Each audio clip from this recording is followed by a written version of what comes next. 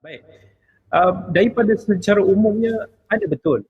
Maksudnya kalau kata sesuatu hadis itu palsu tidak bererti amalan tersebut palsu. Tapi kita kena teliti. Maksudnya dalam hadis ni nak ajar kita kritis untuk nak kita fikir.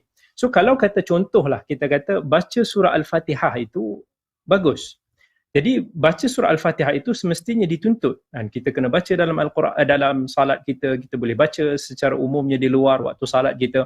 Tetapi sekiranya ada misal kata hadis dustakan tentang kelebihan surah Al-Fatihah.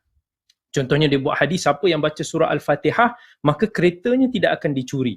Kan? Ataupun siapa yang membaca Al-Fatihah sekian banyak maka dia boleh dapat sekian, dia boleh terbang, dia boleh, contohlah, itu saya bagi satu contoh.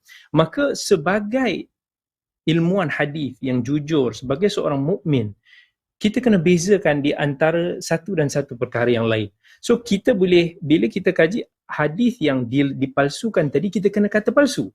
Kita kena kata palsu sebab Nabi tak kata. So maksudnya amalan tersebut betul boleh diamalkan, tetapi nak sandarkan kelebihan-kelebihan tersebut kepada Nabi SAW yang baginda tidak berkata sedemikian, itu maksudnya kita telah berdusta di atas Nabi SAW. Cuma ada isu-isu yang kita tengok berlaku perbezaan penilaian para ulama hadis dalam daripada sudut nak menilai satu hadis tersebut. Tapi kita tak boleh jadikan alasan khilaf itu sebagai satu dalil untuk nak menyekat kesuburan ilmu. Bila kita kata hadis ini palsu, jangan ada orang bagi tahu dia kata tak boleh sebab ada yang tak kata palsu. So dia kata khilaf ni terus kita kata bukan palsu.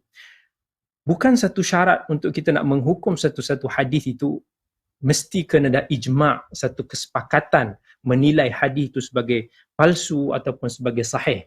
Ini kerana penilaian ini subjektif kepada setiap individu ataupun ulama yang mengkaji.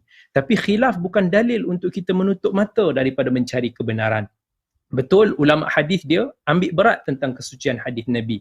Ulama hadis berhati-hati nak menilai satu hadis itu sebagai hadis yang palsu. Tetapi sekiranya satu hadis itu telah disabitkan kebatilannya, mereka tidak akan teragak-agak untuk menghukum dusta. Memang para ilmuwan hadis sejak dulu lagi dah gariskan, dah banyak kriteria-kriteria yang boleh diterima. Hadis ni boleh diterima ataupun ditolak. Dan perbezaan boleh berlaku berdasarkan kepada penentuan kriteria tersebut. Macam mana ulama berbeza pandangan daripada sudut nak bagi tahu hadis ni mursal ataupun tidak.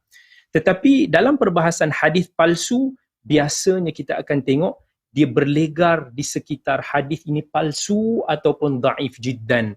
Dhaif jiddan ni sangat lemah ataupun rapuh. So daripada sudut khilaf kriteria, penentuan kriteria itu boleh jadi berlaku. Tetapi jaranglah kita kata hadis itu berlaku khilaf di antara palsu ataupun sahih, atau antara palsu ataupun hasan. Dan biasanya dia akan berlegar di antara dhaif jiddan ataupun palsu. Itu kebiasaannya. Wallahu